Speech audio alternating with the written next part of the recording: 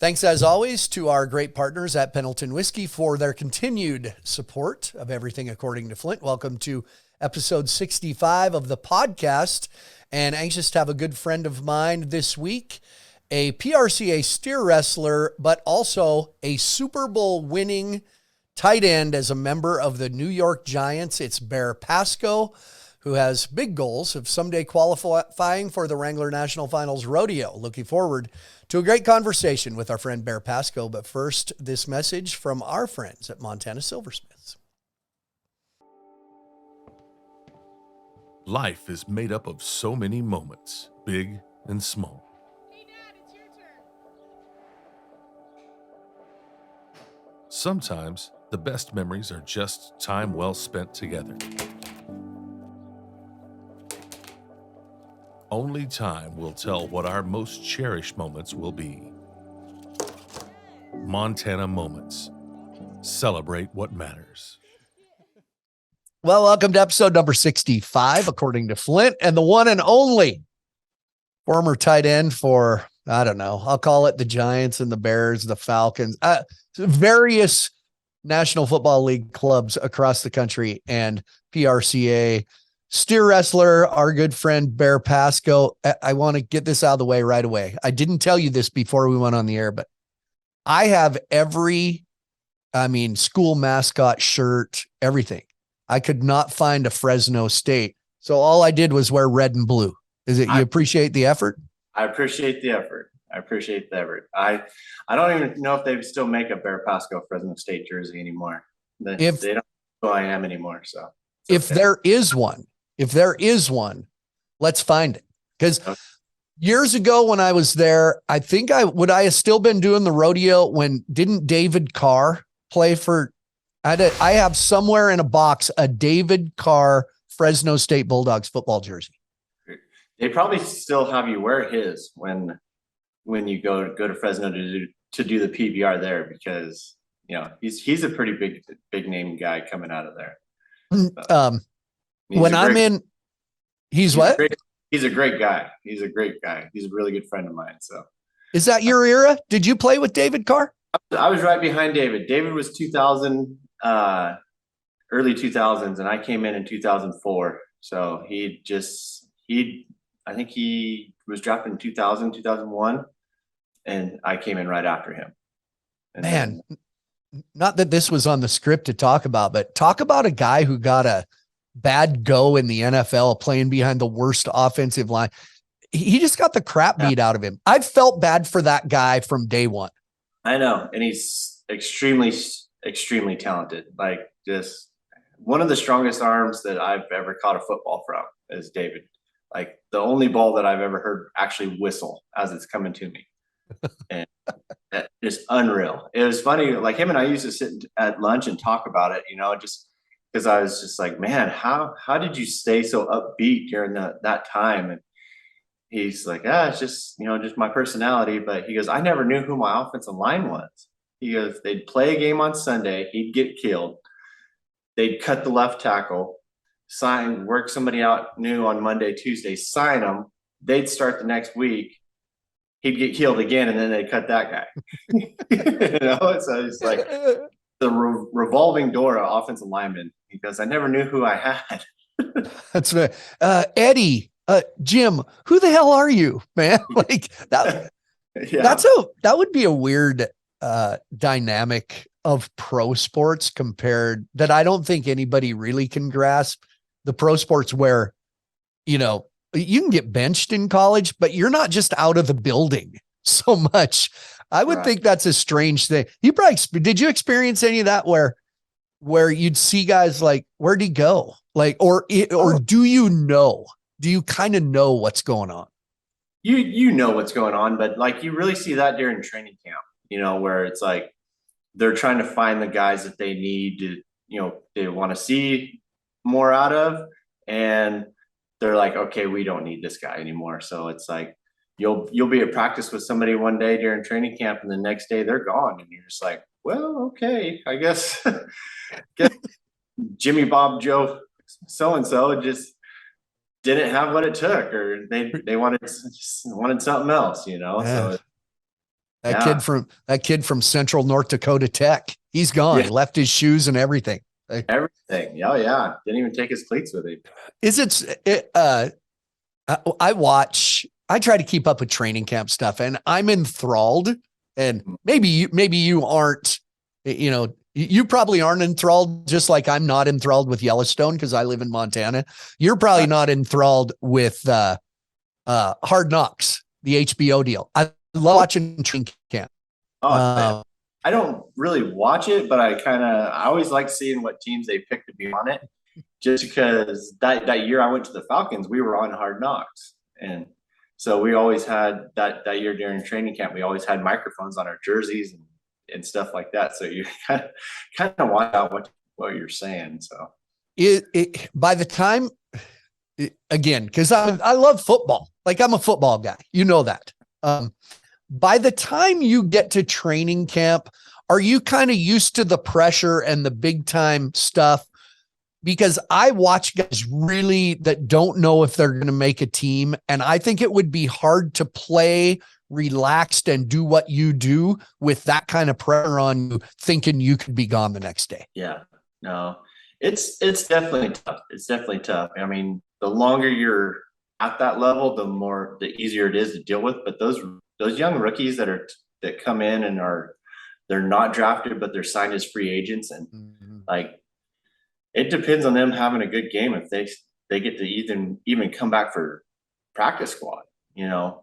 It's nerve-wracking, and they're trying to do good, and they're playing their butts off, and it can be pretty frustrating. Like I've been in that situation multiple times. You just got to learn. You got to be able to put that aspect in the back of your mind and just go play the game. Yeah. Did you know you were going to get drafted? Is there enough? You were drafted, what, 6th round? 6 rounds. So what's there, 7 rounds, I think? Now there's 7 rounds. And yeah, all the analysts and stuff, when you're a senior and you're coming out, they have their predictions and everything. And so that year I was drafted, they predicted me to go from anywhere from the 2nd round to the 4th round. And I think my performance at the combine really dropped me down to the ground. That was actually, I was going to ask. So you went to you got invited. You got to get invited, right? You got invited to the combine. Yeah. I was invited to the combine. I went to the East, like the senior games and stuff, like Senior Bowl, East West Shrine. I was invited to the East West Shrine game, hoping that while I was at the East West game, I was going to get an invite to go to the Senior Bowl, but that didn't happen. But yeah, I went to the combine. Very, very nerve-wracking experience. It's basically just a huge vet check. I mean, from 7 a.m. till about 5 o'clock at night, you're in the hospital getting every little injury that you ever had through college looked at. Once you're done with that, you might have an hour to grab a quick dinner, and then you're over for the Wonderlic test. You're over doing now you're doing medical checks for the actual teams. And then from, 8, 9 o'clock at night till midnight, you're in actual meetings with coaches. So, and like they're asking, they'll set it, you get like this little card, and you're like, okay, 8 o'clock, you're in this meeting with Cleveland. At 8:45, you're in this meeting with New England. And you might just be walking by, and a guy will grab you and, hey, let's talk. And you sit down right there in the lobby of the hotel and talk for 45 minutes, and so they keep you up, and then they get you up early. And then like the easiest day that was there was the day we actually got on the field and did the stuff. Yeah.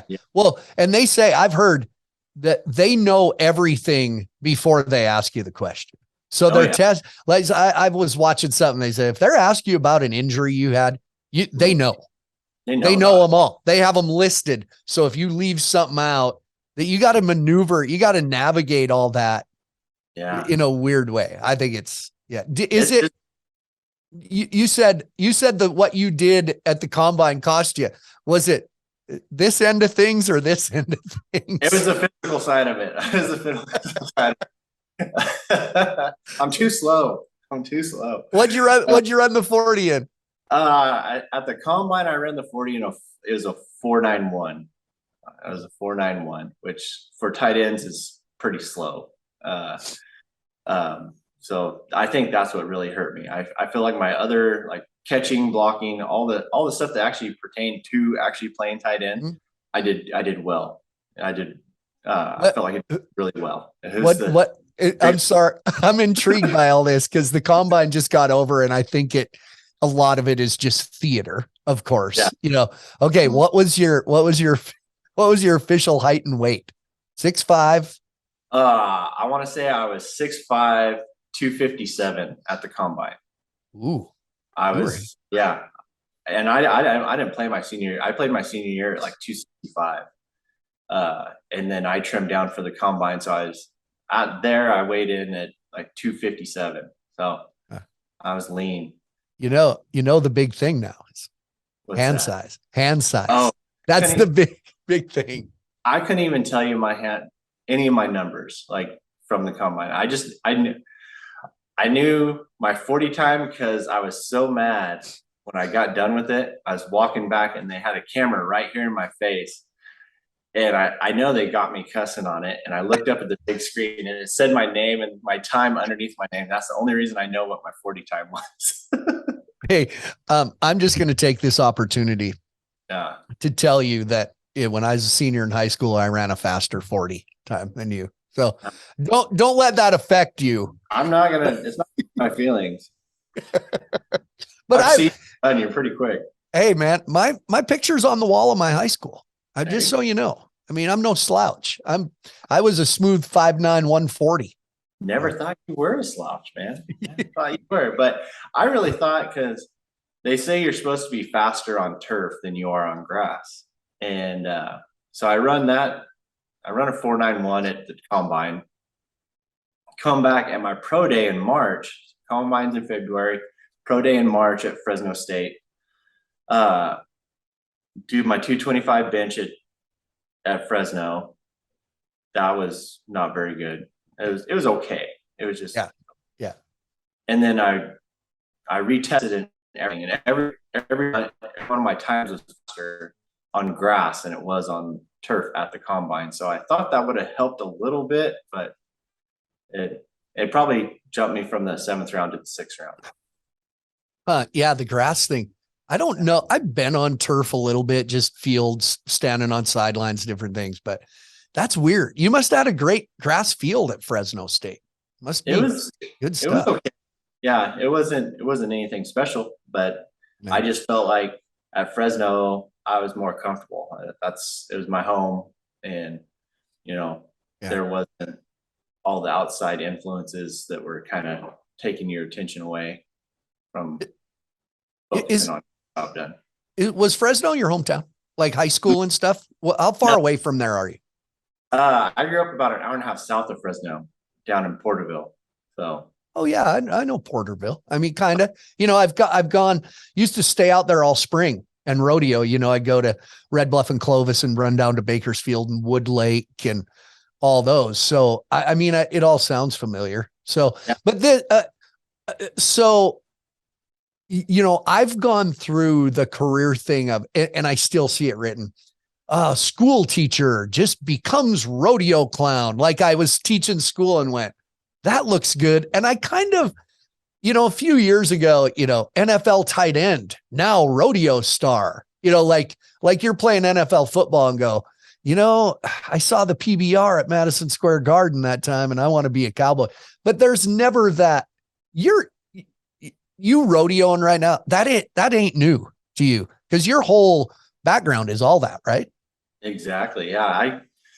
My dad ran a ranch down in Porterville growing up. So my dad ran a ranch for a guy, Les Guthrie was his name.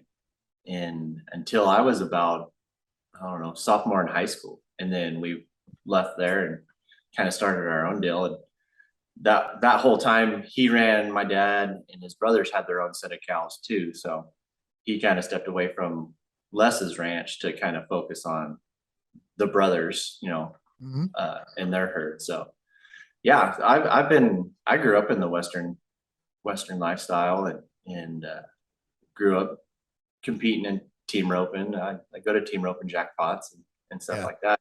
The only thing that's really new to me is the steer wrestling side of it. I always knew what it was, but I never even really attempted to try it because I was always focused on football.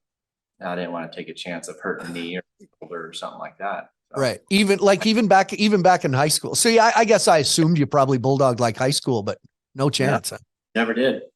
I just team roped. And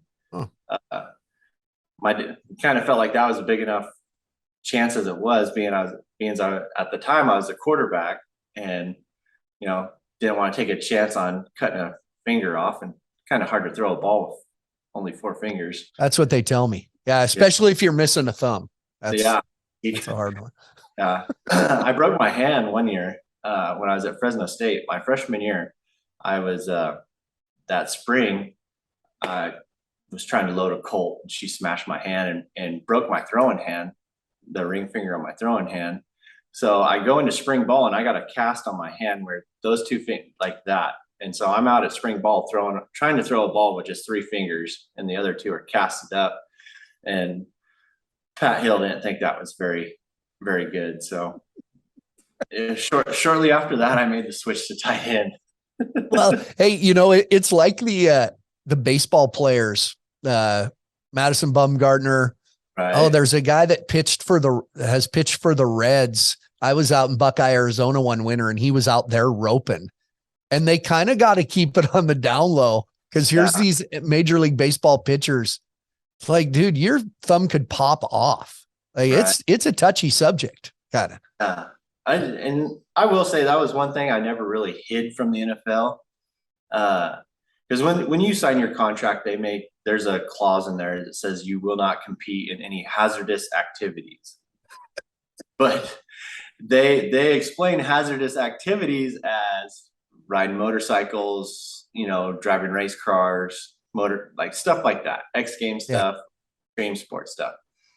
And so as a rookie, I'm sitting there signing my contract, and I went ahead and signed it, and I called my agent afterwards, and I was like, hey, does this mean I'm going to really have to hang my ropes, my rope bag up? Can I still ride if I want to on the weekend? Like if I go home in the off season and ride a horse? And so he asked him, he called the Niners and was like, hey, what do you guys think of Bear, competing in team roping and riding horses in the off season? They told him, they're like, well, as far as we know, it's just a hobby. So as long as he doesn't come back missing a finger, we're okay with it. So, no guarantees. No guarantee. Yeah. And so I never really hid it from him, but I didn't really showcase it either. When during the season, it was football. That was my job. That I was there, and I'd come home in the off season and rope a little bit, but it was to a minimum. Yeah. It's the old Walt Garrison rule. Right. Remember Walt Garrison, it was like at the college national final, something when he did an exhibition and because he bulldogged and he was still playing for the Cowboys and tore up his knee. Right. Logan's dad knows they're all friends with Walt, and tore up his knee. And so they'd call it the Walt Garrison rule. You can't do that. You can't do that shit anymore. Yeah. And that's why I stayed away from steer wrestling so much too. It was it was always wanted to do it. I knew my dad steer wrestled, growing up. He was a time event guy. He steer wrestled, rope cabs, team rope. And so, you always kind of want to follow in your dad's footsteps. So I never, but football was my first priorities. I didn't dabble in anything other than just team roping. So big news for you. People always think this is funny, but if I'm going down the street and on this side of the street, there's a big rodeo going on. Yeah. And on this side of the street is a football game. You go to the football game. I'm going that feels like rodeo feels like work to me.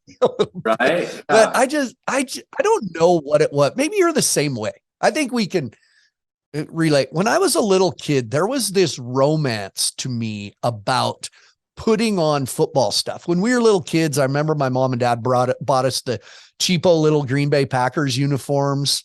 Yeah. And we'd play. My brothers just beat the crap out of me in the yard. But there was just something about the smell of the grass, even in high school, and the lights on.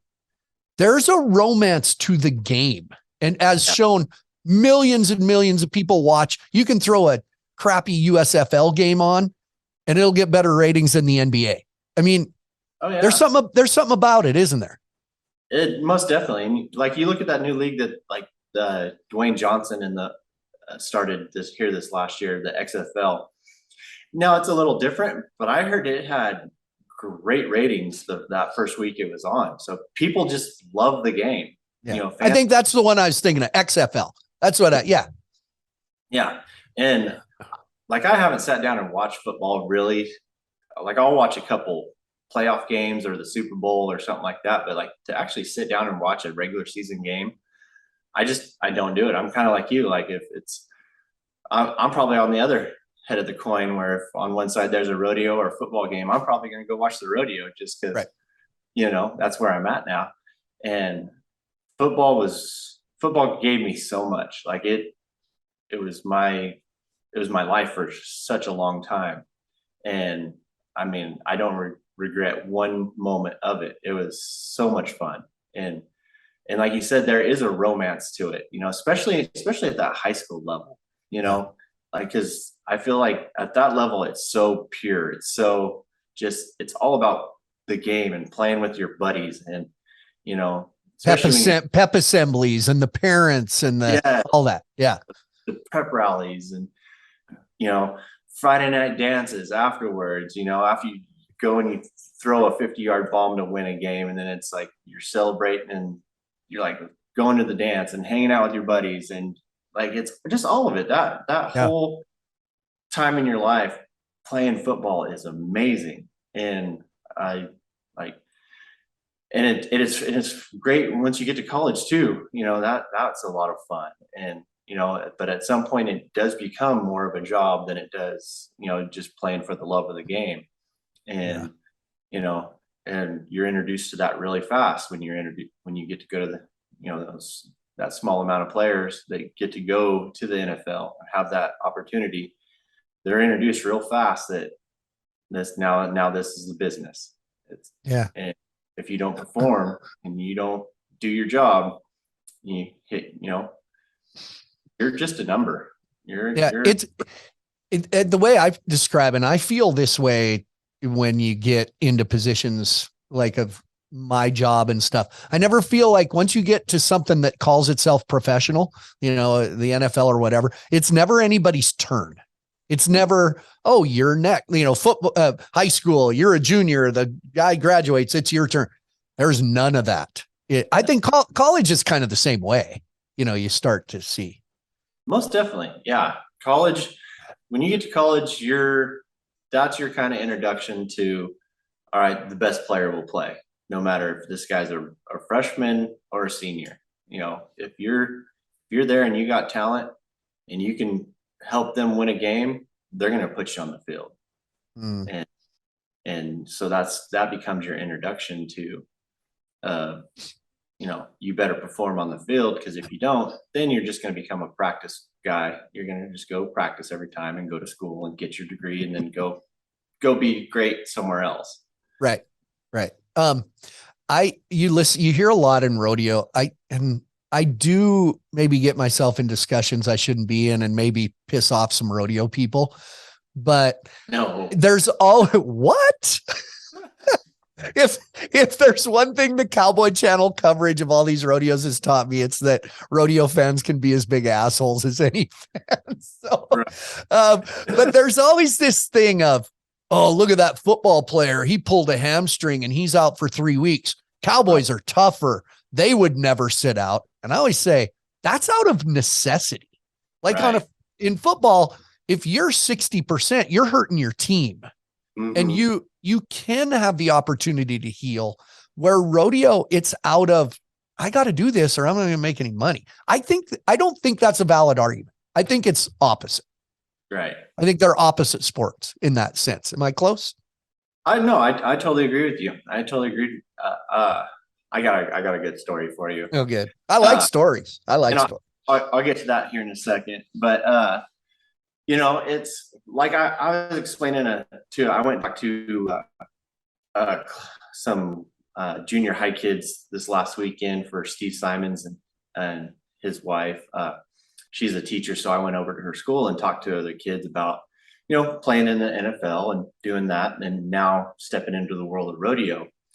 And it's so much different, like you just said. Like as a professional football player, if I go to a game, if we're in New York and we got to go play the San Francisco 49ers, it doesn't cost me a dime to get from New York to San Francisco. Mm-hmm. I'm not paying for food. I'm not paying for my flight. I'm not paying for my hotel room. Nothing. It doesn't cost me anything. They're actually paying me to do it. Yeah. Now in the world of rodeo, if I'm living in Morro Bay and now I got to go to Red Bluff for the Red Bluff Roundup, I got to pay for fuel. I got to pay for feed while I'm there. I got to take care of my animals. I got to buy stalls, And so it is, you look at the injury side of it as a football player. Yeah. Unless it's like playoffs, like we got to get to the playoffs, and I'm a starter. I might be better than my backup if I'm rolling at 70%, but as a rodeo guy, I gotta go. Like you just said, if that's my main job, I gotta go make money. I gotta toughen up and go. Whereas a football player, if it's early on in the seasons, especially, they have time to maybe sit a game or two out and heal up. They can take the time to, I don't want to put any bad games on film. I don't want any bad film. There's a lot of what guys say, but you do have those tough guys out there that are going to grind it no matter what. Like, those offensive linemen, those real good ones, it doesn't matter if they're 100% or not. They're going to, unless they're hurt, they're going to go. Yeah. And don't get me wrong. I do think because of the necessity that the pain tolerance of a lot of cowboys is out of this world, because it's had to be. Yeah. I didn't want to take away from that, but yeah. No. I agree. It is out of this world. I've talked to Tandy a few times about it, and it's like, with him working with the PBR, they assess a guy with a concussion that's a bull rider, and they assess a guy with a concussion that's a football player. It makes a football player look like a big wimp, but the pain tolerance of that bull rider that has a concussion is way different. Their baseline is different, Yeah, true. Yeah. So what's your story? You said you had a story. So you're talking about, like, they, especially, I'm going to use myself as an example here, just because I hear it every time I ride in the box, but it's like, oh, played in the NFL and yada, yada, yada, Now he's professional steer wrestler and stuff. So one year is like the second year I made the circuit finals, and ride in the box. They do all that. I don't make a good run. It's an okay run, and I'm off to the left side. We're down in Lancaster, California, and I'm waiting for, Hazer bring my horse back up. And I hear this fan or somebody from the stands, go back to the NFL. Yeah. What the heck? I'm getting heckled at a rodeo? At a rodeo, man. I turned around and just hollered. I go, if I could, I would. That's sad, man. You got rodeo fans heckling you. Well, it is California, though. It's California. It is Cali. Yeah. I was already mad about the run I just made. It wasn't great. Then I hear this, go back to the NFL. And it's like, you know what? Man. If I could, I would. No, trust me. However, you did play for the New York Giants. I've performed in front of New York City fans. They'll boo. They'll buck off 4 or 5 bulls in a row at the PBR, and they start booing them. Right. Like when I read about quarterbacks or players going to New York City, and they're like, man, I don't know if they can handle the New York media and the New York fans and people up here like, what? You're just playing a game. No, they are so harsh, like just forward, no boundaries at all. No, not at all. They love their teams. They love their sports teams, and they are passionate about them. And then, I mean, you could be on. So that year we won their Super Bowl. In 2012, we come back that season. We start the season 0-8, like just terrible, bad. Oh, we were hearing so much kind of trash talk was walking off the field, but then you come back and win one game, and everybody's like, "Here we go." Turn it around. They're right back to us. You were 0-8 that year. Yeah. I don't know if we were 0-8, but it was like 2-6, something like that. It was bad. Tom Coughlin? Was Tom Coughlin your coach? Mm-hmm. Yeah. I should say for people watching, I remember we had the Super Bowl on. It was on in the evening, and we were at a PBR because I was with Shorty Gorham. Our friend Shorty Gorham, and we're at a PBR watching the Super Bowl, and he's like, Bear! He starts yelling, and you caught a touchdown pass. So I'll tell you, we can do a lot of cool stuff in life, but I'm not sure if you catch a touchdown pass in the Super Bowl, by God, I might just wear a t-shirt around. They said, I caught a freaking touchdown pass. That was the person at the rodeo. I caught a touchdown pass in the Super That. What? You got that. If I would have had it on, I would have showed him, but that would be surreal to me. A kid that comes through a ranching community, really that part of California is pretty rural in essence. I don't think a lot of people realize that. How surreal to catch it. I just can't imagine. That had to be just cool as heck. It was extremely fun, extremely neat, because it like the whole Super Bowl experience, like that team was so dialed in, we were on point. Like I tell people all the time, it's like, during the season, you got stragglers coming out to practice and stuff, last minute guys getting taped or something like that, just kind of taking their time. There was none of that week. Like we were on the field ready to go 15, 20 minutes before practice was even supposed to be started. Like we were that whole team was dialed in, and we were sharp, and we were rolling. We were on it. And it really didn't, just the fact that we were playing in the Super Bowl really didn't hit me till like right before the game. I was out on the field, and it was quiet, and I'm standing on the 50-yard line, and it says Super Bowl 46 on it, and you're just like, oh my God, we're here. Holy shit, how'd I get here? Where was it? Where were you guys that year? Indianapolis. Oh, okay. Is that where the combine was back in your day too? Yeah. Yep. So, Yeah. That's cool. They haven't let any fans in yet, kind of looking around, you're just like, wow, finally made it. Finally made it. I always thought through the years that, Peyton Manning was always kind of the funny one, and Eli never said anything. And I thought that's because he's beat down from playing in New York City all those years. It takes a little while for him to get to know you. Once he knows you and is comfortable around you, he opens up. Eli's a big jokester too. So. He's gotten funnier. Have you noticed in the last couple of years, like with their Monday Night Football stuff, that now he's funny? I've heard that is hilarious. Yeah. Him and I always heard Peyton was kind of the smart ass, and then Eli just like you said, didn't talk. He was the quiet one. Yeah. And they always said Cooper really was the best athlete out of all of them.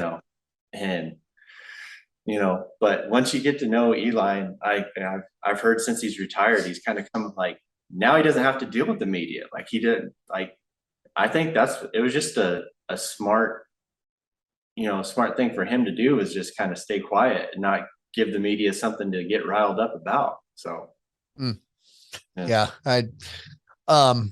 what's been, to me, you're naturally a bulldogger. I mean, you're 6'5". What's your playing weight now?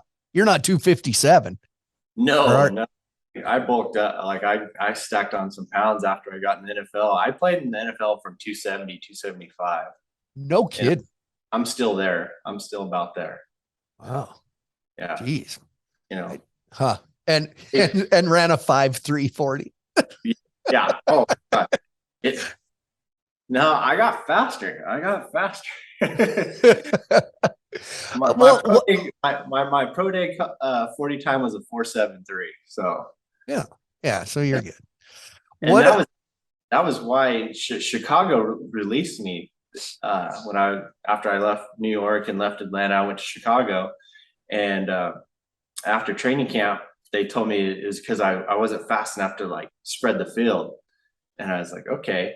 And 2 days later, I go to New Orleans for a workout, and they had us run the 40, and I ran a 4.82 without any training. Like I was like, you know what, screw it, I'm gonna do it. You know, there's a couple of guys there, and they're like, no, we haven't been able to train for this. We're not running it.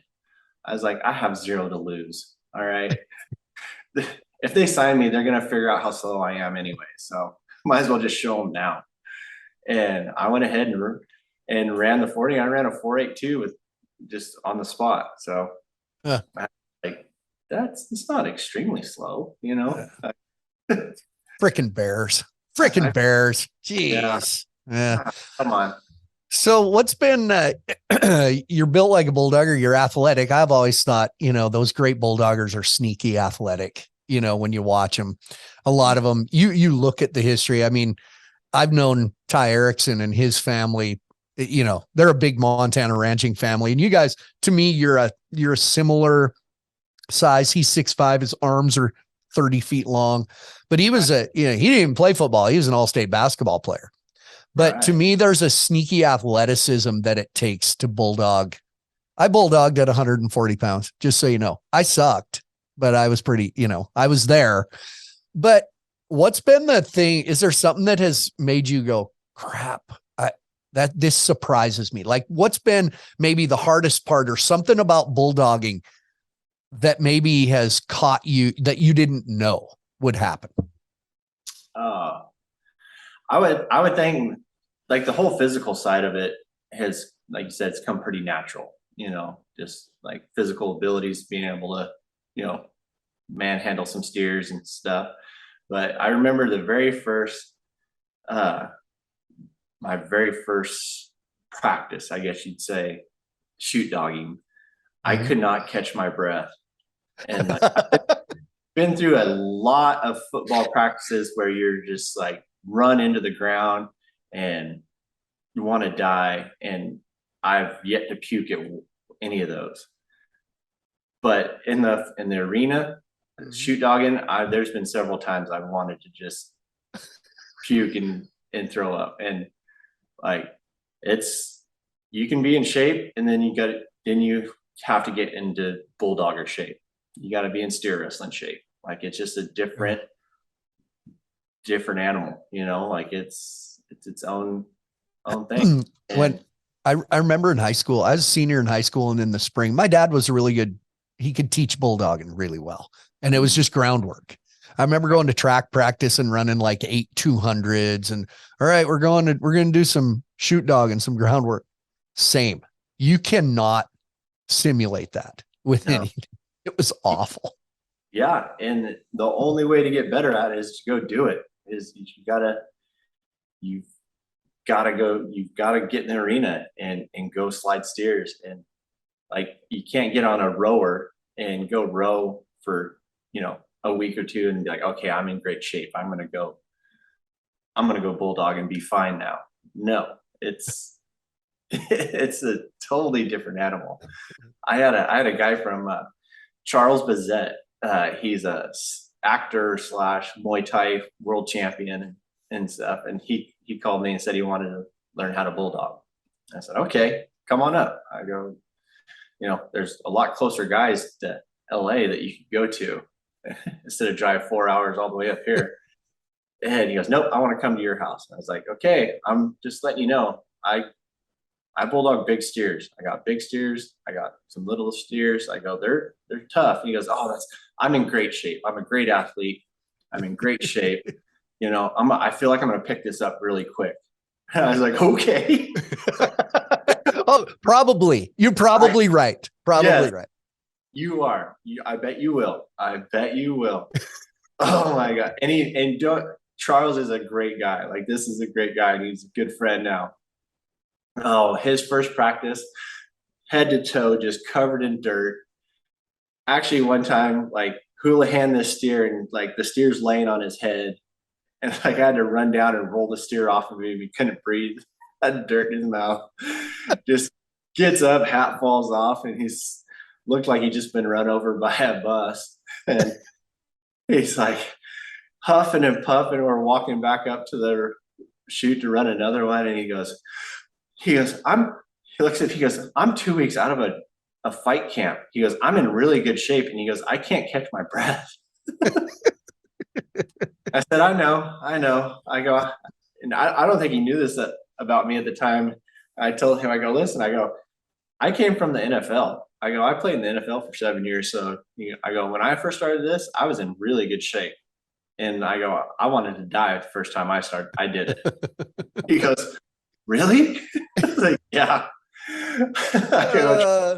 I go, this steer wrestling's its own monster, man. Like, you just got to do it. You've got to do it and learn what works for you. And we're speaking of coming in, when you said you came out of the NFL, thought you were in shape. Did you come out of the NFL overall, big picture wise, pretty unscathed as far as stuff that affects you every day? I mean, you seem to have. Yeah, for the most part. Like, I'll have little aches and pains here and there because, the things that plagued me were, when I was playing, was high ankle sprains. Had a lot of high ankle sprains. I had AC sprains in both shoulders, multiple stingers, stuff like that. But the thing that, never really hurt me at all was my knees until I got to New England. My knees were great until I got there. And Bill asked because at the time I was there, they're like, man, you're going to be blocking a lot. He goes, just let you know, we're going to use you as a blocking tight end if you make the team. So he had me wear knee braces. And the first set of knee braces they put on me, just because they don't let your knees move naturally. Right. And they're playing. And man, it just killed my knees.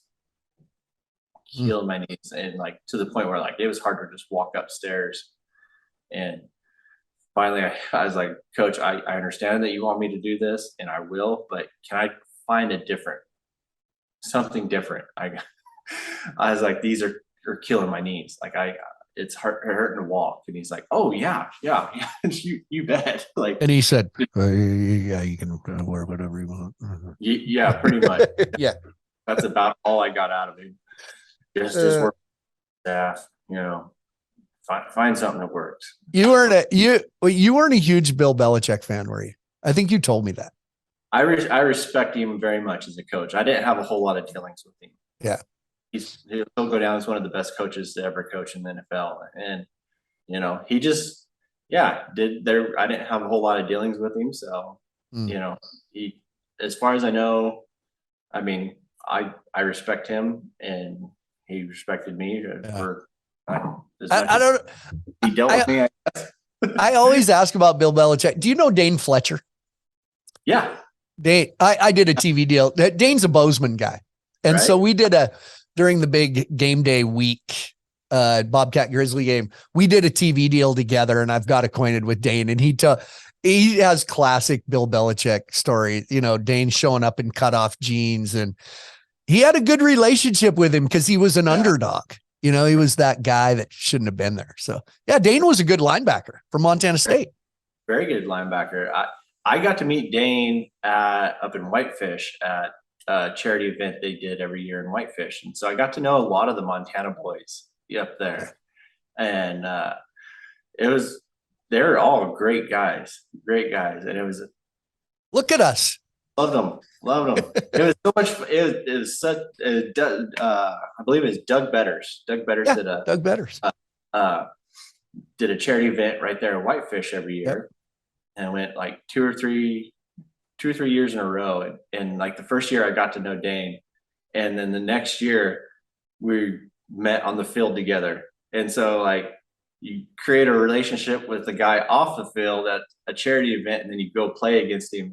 We're like friggin' snickering at each other across the ball and stuff.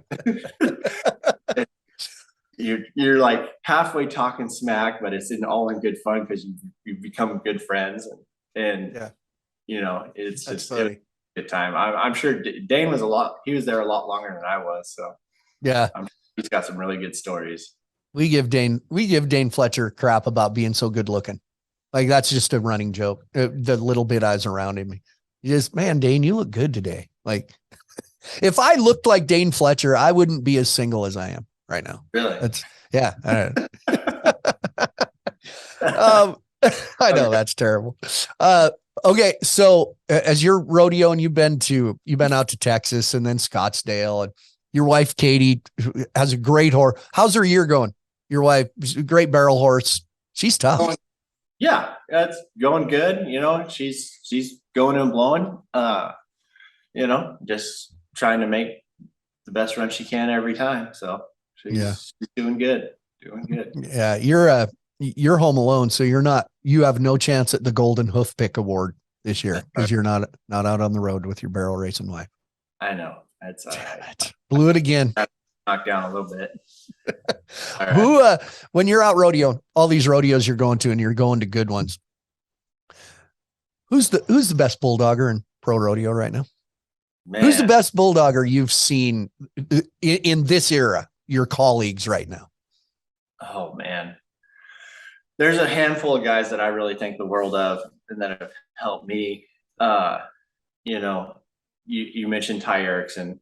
I think the world of Ty. I think he's a great bulldogger. Stan Branco's helped me a lot. Oh yeah. Tucker Allen Tucker Allen and I, when, you know, like when the spring rodeos come out, get started up, like he comes to the house and practice quite a bit. When Luke was still living out here in California, I'd go down there and practice with them. You know, Tucker's doing really well. Oh shoot.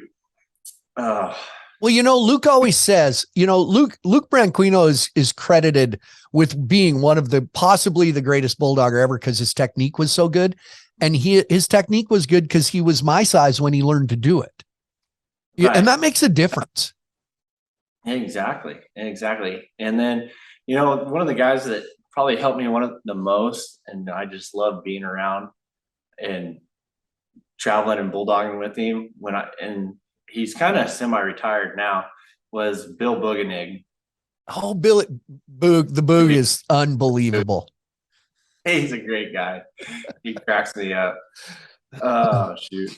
But yeah. I think Tyler Wagasback, because he's not very big. Mm-hmm. I think every year I watch him at the NFR and every run he makes, I just think he's just a good bulldogger. He just does a lot of stuff right. Yep. No, yeah, he's definitely one of the best. Definitely one of the best. No doubt about it. You know, and I feel like that's one thing that I've had the benefit of learning from Johnny. You know, let's say, your father-in-law, John W. Jones Jr. Also, that's why I said that era.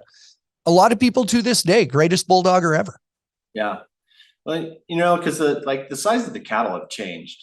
You know, he was making them hit back when they were, you know, a lot bigger steer. And you know, you talk to John Senior before he passed, and they're way bigger when he bulldogged them. Of course they were. You know, they were 800 pounds when they bulldogged them. You know, and you know what? I wouldn't put it past him that he was probably right, because I've seen some pictures of him of Senior bulldogging, and this horse he was riding either was just really small or the steer he was bulldogging was extremely big, because they get off straight across like this. Exactly. Yeah. It is one of my favorite pictures of him, of John Senior, and big brown steer is stepping into him. The horse is getting over and he's getting off. He's got his arm over the steer's back, and the space in between the steer's eyes looks like it's about 1.5 feet. and the steer's shoulders are above the point of the horse's shoulder. Like, he's huge. He's huge. And it's like, it's one of the coolest pictures. I just kind of shows the whole era, it's like big steers, fast horses, and guys were just throwing the heck out of them. But I feel like with Johnny, like I have such a great opportunity to learn from him and learn that technique. And, cause like you said, I'm a bigger guy, but I've learned to kind of bulldog like a little guy as far as having good technique and stuff, and not just hitting and trying to rip their head off or something like that. Like I've learned to kind of really have good control on my feet and really shape one up and throw him, Yeah. Yeah, still. And is your father-in-law, Johnny, is he vocal? Like, does he step up and help? Or I don't know him real well to say hello. I do. Or is he pretty quiet guy until you ask? Extremely quiet in the practice pen. Like there's multiple times like I'd have to go to him, and I'm used, coming from football, I'm used to getting critiqued after every play, whether it's, hey, good job, keep doing that, or you need to fix this or fix that. And so like I'd come back, I'd go try to make a good run on the ground, come back, what do you think of that? Good, just keep it going. Yeah, whatever. Yeah. It's like, especially now here in the last couple of years when I've actually feel like I'm getting better, and be like, Johnny, what do you think? Tell me what we all need one of these once in a while, or an ass chewing, like chew my, if it was terrible, tell me it was terrible and help, like I want to know your thoughts. Like that doesn't surprise me. The little bit I know him. Yeah. Good head catch, good head catch. The rest of it was terrible, but good head catch. Hey, I've been keeping up a little bit with you. Are you training and helping some young kids? Yeah. Now, young football players, right? Mm-hmm. What do you got going? What do you got going there? So this last year I started kind of my own coaching business, and it's called Full Speed Decision Performance. Okay. And it's all about giving kids the confidence, helping them develop the technique so they have the confidence to step on the field and go play fast. Because like you hear a lot of coaches, hey, play fast. You got to play fast. Mm-hmm. Well, playing fast is having confidence in your technique, knowing your job, and just going out and playing. Like going out and knowing that you have the correct technique and you know your job good enough that you don't have to worry about anything else, and you can go play fast. Because when you hesitate, especially on the football field, if you're running down the field trying to make a tackle on kickoff or something like that, or you're trying to tackle somebody, if you hesitate and you slow down, that's when you get hurt. That's when you get yourself in trouble. Whether you get juked, you get blocked, or you literally get hurt. When you slow down and play, when you play slow is when you hurt yourself. All right. So you got to, when you step on that field, you've got to have the ability to go play fast. And like I said, playing fast is having the confidence in your technique and knowing your job. And so that's where I'm at right now, is working with young football athletes all across the board. If it's on the offensive side of the board, like offensive side of the ball, I've been able to work with them and help them develop those techniques that give them the confidence to step on the field and go play fast and play. That goes back. Remember one of the first questions I asked you today about going to training camp and being able to have the confidence to just play like you should play. It isn't a physical game. That's a mental game. That's the mental side of it. Yeah. And it's been really fun. I've had a great, I've got, starting to build a lot of great relationships with some young athletes over in Porterville, over my hometown. Been working with some kids here on the Central Coast, and I mean, it's been a lot of fun. It's a lot of fun, and that's something I kind of acquired when I was playing in the NFL. You know, on your day off, they'd have different charity deals you can go do, and I've gone to a bunch of NFL Play 60s Oh yeah. days, and you go out and you're having these young kids just do basic stuff, and there's a bunch of them out there, and it's fun. You kind of make relationships, or kind of have a relationship with a young athlete for that day.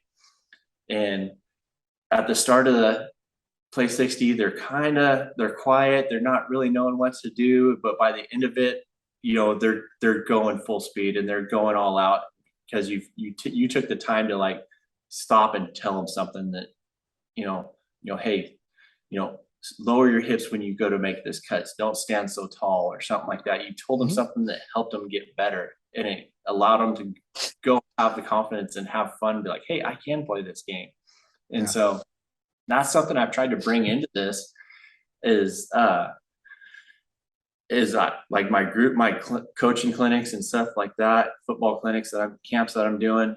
I keep them fairly small, from like 10 to 15 kids, so I can show those athletes more personal attention. And one, I can keep control of the group and stuff like that. But if you're one of my athletes, Flint, and like, hey, I slow everything down, stop everything, and I'm talking to you about being able to pick up the ball as it leaves the quarterback's hand or something like that. Not only am I talking to you, but I'm talking to the whole group. And with a smaller group, they can all stand there and get that same coaching point. So I don't have to keep telling them, each one of them the same thing. I'm coaching you, but at the same time, I'm coaching the whole group. And then, they feel like they got that personal attention from me. They didn't get lost in the crowd. I feel so. It's been a lot of fun. It's good. It's good for them to hear another voice too, besides dads or even their regular coach, their team coach, who doesn't often have time to work on those little things with them. Right. I remember telling kids when I coached high school football a little, listen, I'm going to be more mad at you for going half speed than I will for doing it wrong. I used to tell them, if you're going to do it wrong and you're going really hard, that's okay. Yeah. We can correct, but man, if you're tentative, that's when people roll up on you. That's when so much to that. Yeah. That's interesting. No, I'd been keeping up with you a little bit, and it looks like it's going well. What are you, junior high school, that kind of age? Yeah. Junior youth, junior high school. Actually I got to work with a junior college tight end from Reedley. Had him for 3 days, and like, he was a guy that started on defense. He was a linebacker, defensive end, and they switched him over to tight end. So he was an open book. Like, I got to really kind of impersonate on him and give him some good coaching points of playing tight end, actually learn how to stick his hand in the ground and step and make contact, roll his hips and catch the ball. And we did 6 workouts in 3 days, and I mean the kid just was like a sponge. It was great. It was a lot of fun.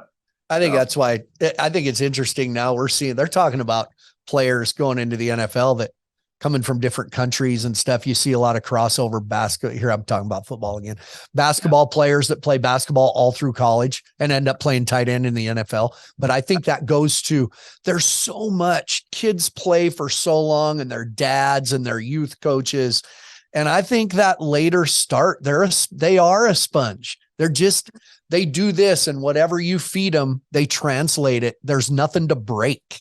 There's no old habits to break. I think that's fun. I think it's really fun. So. It's pretty cool. It's pretty cool. And, my whole idea is like, developing that social media side of it to, like, I want kids to be able to log on to my social media and get tips on there. And so, like, I'm trying to work on that a little better and get that developed. And so of a young tight end or a quarterback, logs onto my Instagram, it's like, well, if I'm having issues with my feet or something like that, maybe I want to be able to put little coaching videos out there that help them develop those good foundation and technique, so they can get started off on the right foot. Yeah. Good for you. It's a different game working with kids. And if you have a knack for it, it's a great thing. It's, I have kids and I don't really even like them, but no, I'm joking. Yeah, right. No, it's been fun. Before I got to coach high school football a couple of years ago for 2 years, and it was fun. It's like you said, it's a different style of athlete. It's a different type of athlete now than it was when I was even playing football, high school football. Kids are a little more sensitive and stuff like that, but I felt like I just kept it real with them. Like if it was a good route, I told them it's a good route. If it wasn't a good route, hey, that was terrible. That was really bad. You're kind of a wuss. Come on, man. Yeah. I used to tell kid, our big thing was take your skirt off. You can't even say that anymore. Yeah. About, I had to catch myself because I was talking to them like actually grown men, there's certain things you can't say to a 16, 17-year-old kid. Yeah. Well, that's true. It is what it is. But yeah, that was one thing though about it, is they appreciated that. Like they appreciate, I feel like I made an impact on them because I was 100% honest with them. Like, listen, this is a violent game. The sport of football is a violent game. And you can be the best, you can, good-hearted kid and very kind. But if you want to, once you step on that field, you got to be a mean, nasty mother. I'm not going to say it. I'm not going to say it. Like you got to have that attitude. I'm going to drive your butt into the ground. I'm going to pick you up, slap you on the helmet and say, hey, I'll see you on the next play. Yeah. We're going to do it again. So, and I feel like those kids really got a lot out of that, of learning hey, and then once the whistle blows, the game's over, go shake hands and be like, hey, good job. Hey, and you can be that good-hearted, carefree kid again. That's fine. That's perfect. Yeah. Because that's how I feel like that's how I was when I played. Like, especially when I got to Fresno. And I really kind of took on that mentality, that hard-nosed, aggressive mentality that Pat tried to instill in us. It was like, and the guys I got to play with, one of the coolest guys was Logan Mankins. Oh yeah. Uh-huh. He's another ranch kid, Mariposa. And man, watching him just toss the heck out of guys. And he's embodied the offensive lineman. Yeah. Mentality. And he'd stuff guys on the ground and just maybe might even step on them getting up, and then after the game, freaking one of the nicest guys you be around. Yeah. Before I let you go, keep up with the college basketball bracket stuff? I don't. Not at all. Not even when I was playing football. It is never really my thing. You weren't a basketball player? Were you a basketball player? I played in high school. In high school. But after that, I couldn't dribble.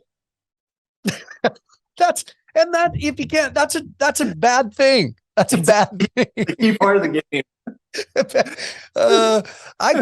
I watch a little. Montana State's in there. They play Kansas State. I watch a little, but I've lost touch with it. I was just curious. I've lost touch with college basketball a little bit. I think it has an identity problem right now. I mean, it's fun this time of year, but anyway. Speaking of back to the football side of it and stuff real quick, huh? I got a question. Were you there at Montana State when Pat McAfee came out and threw some shit down? Okay. Oh, I was going to bring that up. So yeah, one of my daughters is one of the rodeo coaches and my other daughter's on the team. And I actually was on game day. I was on the show that week, but they had told me Pat McAfee's coming out. And so the whole process was they were just going to let him ride a horse around. Well, then Kyle, the head coach, said, you want to do some groundwork, throw a steer?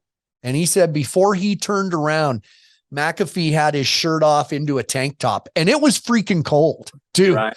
Yeah. And he said, speaking of, I thought about it when we were talking about good athletes, steer wrestling. Mm-hmm. The physical technique part of it, because he's a coachable guy. You know, McAfee was a kicker, but a good athlete. Yes. Picked it up like that. And they showed it, him throwing that steer, bringing his head around. He said, first try. That was the one. That was his first one. First try. And speaking of good guys, my girls, they have a picture with him in his Bobcat rodeo. They said he treated them like gold, and was good to me. I caught him on set there and told him who I was and said hello. And he was wonderful. Yeah. That guy's a weirdo, man. He's awesome. He cracks me up. I love watching his show and listening to it. He seems like a great guy, just a good outgoing guy. He breathed life. He breathed life into College Game Day. Yeah. He took him a different level, I think. But I'm sure. I've never got to see him, but I'd love the opportunity too. A little trivia for you. Because I got a call from this guy that week. You know, McAfee always wears a big buckle on College Game Day. He's always got a buckle on. The buckle he was wearing was Shane Hanchey's tie-down roping Panoka Stampede buckle that week. So Hanchey called me and told me. So when I stopped McAfee, I said, you wearing Hanchey's buckle? And he looked at me like, how'd you know that? So we were trading. I had one of my gold buckles on. So, but I wore one that day. So anyway, that was the icebreaker of what we talked about. Anyway. Awesome. Very cool. Yeah.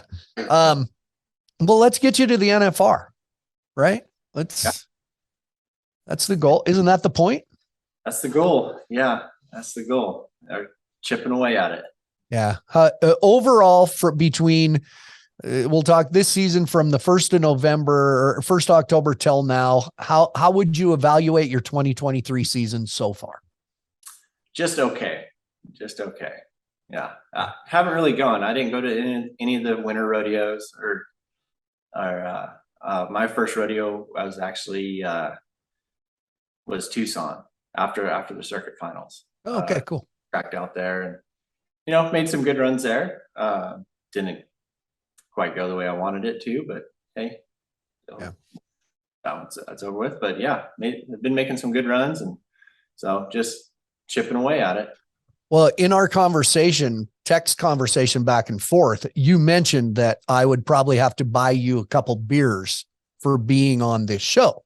Right. I'm coming to Clovis, California. I'll be there for the Wednesday night PBR. I don't have to travel till Friday, going to Louisville. So I worked it with the committee. I'm going to hang around a couple days.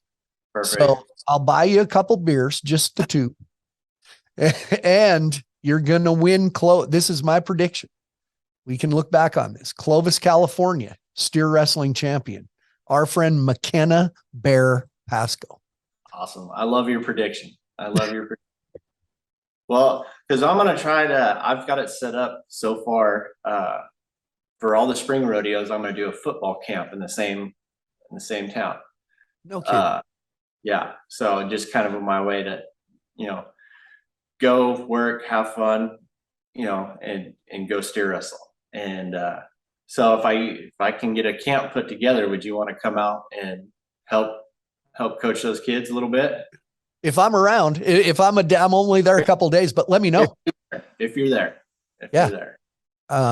Absolutely. Just let me know. Good for you though, doing that stuff. That's a great idea. Idea. It'll be fun. And with that in mind, with the conversation we had, I do want to compliment you. I feel like, I always feel bad. I asked you one time about Eli Manning. I said, I promise I'll never talk about work again, because I know it is, but I respect the fact that a lot of people, they'll leave one sport to another. Well, I don't want to talk about that. And I like that you still, football was good enough to you that it's really something you enjoy talking about. And now you're giving it back to younger people. I think that's a huge deal, and it's a responsibility. I appreciate it. So Thank you. Thank you. I appreciate that. No, it's fun. It's something I really enjoy. I really enjoy working with kids, and, you know, I feel like they appreciate it, and they take a lot from it. They learn as much as they can, and, you know, it helps them on the field. That's the main thing, is just helping them become better young men and better athletes. Wait till they see me hauling in some. Hey, I can't wait. Look out. Yeah. The hands like a snake. That's me. Hey, I appreciate your time, buddy. Always good to see you. You too. Thanks for having me on. Good luck with everything, and you be safe. Thanks, buddy.